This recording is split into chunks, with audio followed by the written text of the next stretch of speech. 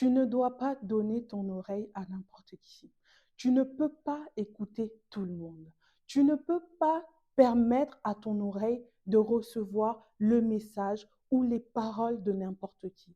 Il y a certaines paroles sont comme du venin, oui. Il y a certaines paroles en nous, c'est comme du poison, oui. Et il y a certaines paroles, en fait, quand tu les entends, c'est vraiment pour détruire ta destinée. C'est peut-être pour te dérouter de ta destinée. Prenons l'exemple de Ève. Ève, dans le jardin d'Éden, elle a mangé la pomme parce qu'elle avait écouté la mauvaise bouche. Elle avait écouté la langue de vipère.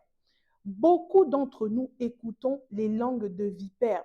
Ça veut dire quoi? Ça veut dire peut-être tu avais une positivité en toi, tu avais un esprit positif ou une pensée positive, mais il suffisait juste que tu parles à la mauvaise personne et cette personne en fait t'injecte son venin négatif et tu changes tout autour. Il y a beaucoup de personnes qui sont passées à côté de leur destinée à cause d'une phrase, à cause d'une mauvaise idée, à cause d'un mauvais conseil venant de la mauvaise personne. Arrêtez de demander conseil à n'importe qui et à tout le monde. Ce n'est pas bien.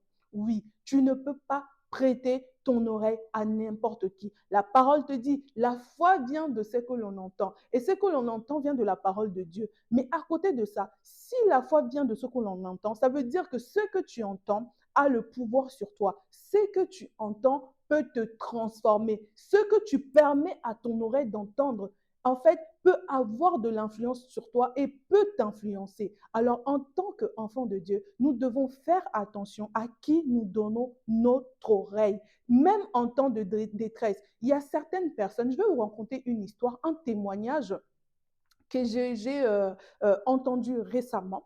Une femme qui était séparée avec son mari. Elle avait 2 enfants. Elle avait une amie.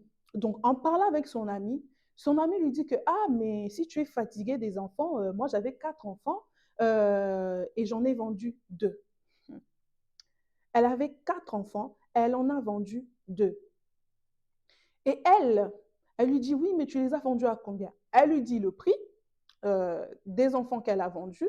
Et elle s'est dit, bon, je vais me débarrasser des enfants, vu qu'avec leur père, nous sommes séparés. Dans tous les cas, nous ne sommes plus en contact. Je vais me débarrasser de mes 2 enfants. De toute façon, ils vont me donner l'argent. Comme ça, je vais pouvoir refaire ma vie comme si je n'ai jamais eu des enfants. OK. Elle lui a présenté au monsieur qui achète les enfants.